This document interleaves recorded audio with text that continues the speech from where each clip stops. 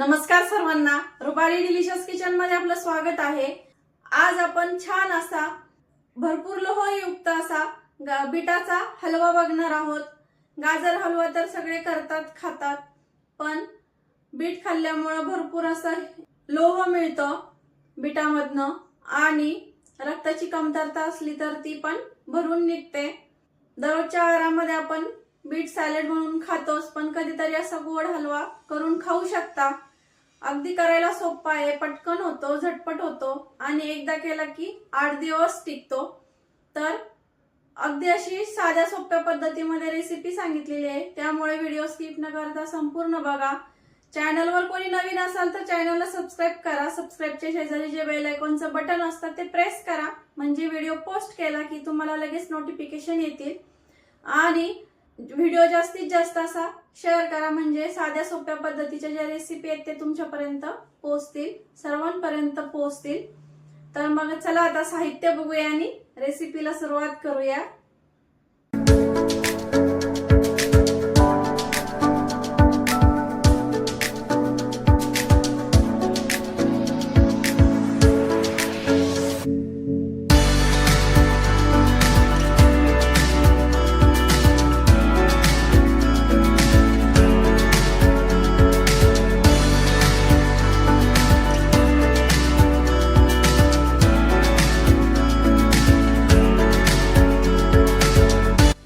तर आपण खूप असा जास्तीचा गुणधर्म असलेला बीटरूट हलवा बघतोय।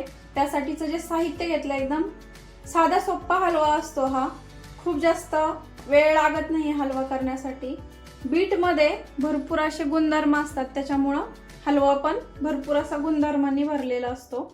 बीट नुसतं खाल्ल्यात जात नाही, तर आपण असा हलवा करून खाऊ शकतो बीटाचा। भरपूर पदार्थ करू शकतो बीटापासून, पण हा एक पदार्थ आणखीन छान। तर त्यासाठीचं जे साहित्य घेतलंय बीटरूट हलव्यासाठी, तर पाव किलो बीट घेतले खिसून, वरचं साल काढायचं, मागचं पुढचं देठ काढायचं आणि बारीक खिसणीवर किंवा जाड खिसणीवर तुम्ही कशावर पण खिसून घेऊ शकता। तर मी मध्यम असं खिसणीवर खिसून घेतलंय बीट। 2 वाटी हे वाटीचं प्रमाण घेतलंय, 2 वाटी आपला बीटरूटचा खीस भरलाय। त्यासाठी आपल्याला पाऊण वाटी आपल्याला साखर घ्यायची आहे, म्हणजे 250 ग्रॅम बीटरूट घेतलं तर त्यासाठी आपल्याला 100 ग्रॅम साखर घ्यायची आहे। पाव चमचा वेलची पावडर, 2 चमचे साजूक तूप आणि गार्निशिंग साठी फक्त सजावटीसाठी मी ड्रायफ्रूट घेतले, नाही घेतले तरी चालेल, असा पण खूप छान लागतो बिना ड्रायफ्रूटचा पण। तर इथं कढई ठेवली गरम करायला। कढई गरम झाली की त्यामध्ये तूप घेतलंय ते टाकून घेऊया। तूप सगळ्या कढईला पसरून घ्यायचंय। खिसून घेतलेलं बीट टाकून घेऊ। बीट परतून घ्यायचंय आता छान आपल्याला 5 मिनिटासाठी। तर मध्यम गॅसवरती बीट आपलं 5 मिनिट परतून झालंय। इथं गॅस मध्यमच ठेवायचा, खूप जास्त मोठा ठेवायचा नाही।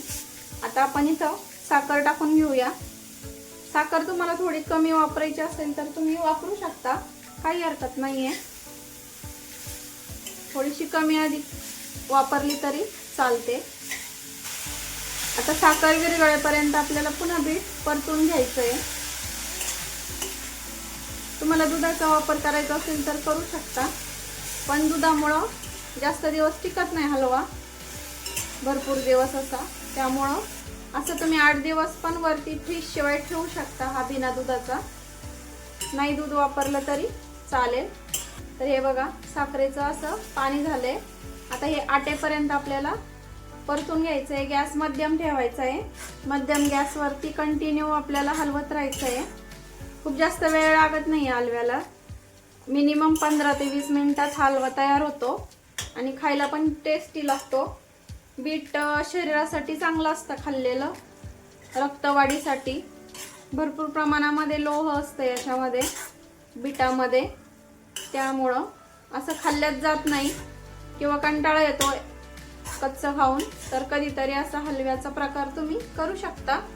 आता हे पाणी आटेपर्यंत आपल्याला बीट परतून घ्यायचंय, पूर्ण असं सुक्क झालं पाहिजे बीट। आता 2 मिनिट झाले, 2 मिनिटानंतर आपल्याला यावरती झाकण ठेवायचं आहे.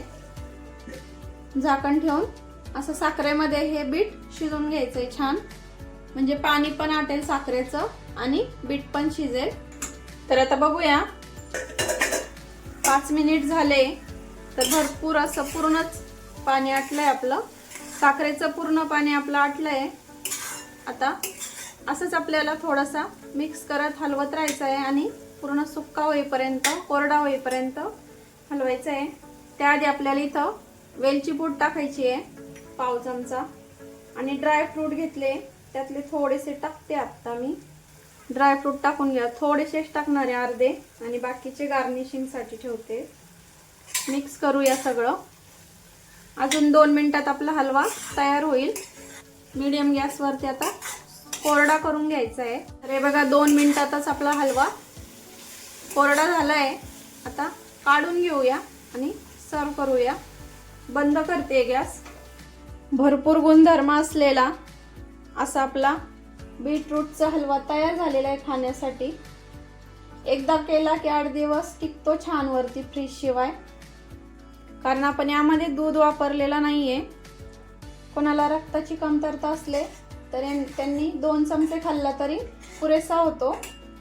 महिनाभरातच हिमोग्लोबिन वाढतं ह्या हलव्याने. तर साधी सोप्या पद्धतीची रेसिपी एकदम झटकन होणारी आहे आणि भरपूर असे गुणधर्म असलेली आहे. मुलं जर असं बीट खात नसतील तर तुम्ही या पद्धतीने त्यांना देऊ शकता. तर रेसिपी कशी वाटली कमेंट करून नक्की सांगा. तुम्ही पण करा हा बीटरूटचा हलवा आणि मला कमेंट करून सांगा तुमचा पण असाच छान हलवा झालाय का ते. तर बघितलं ना किती असा सोप्या साध्या पद्धतीचा हलवा तयार होतो हा, आणि खायला तर अगदी चविष्ट लागतो. कोणाला जर बीट आवडत नसेल तेही आवडीने खातील हा हलवा. तर मग रेसिपी तर आवडलीच असेल, त्यामुळे लाईक, शेअर, सबस्क्राईब करायला विसरू नका. रेसिपी नक्की ट्राय करा, कारण घरचं जेवण हे खरंच स्वादिष्ट असतं. अशाच नवीन छान छान रेसिपींसोबत पुन्हा भेटूया. तोपर्यंत धन्यवाद.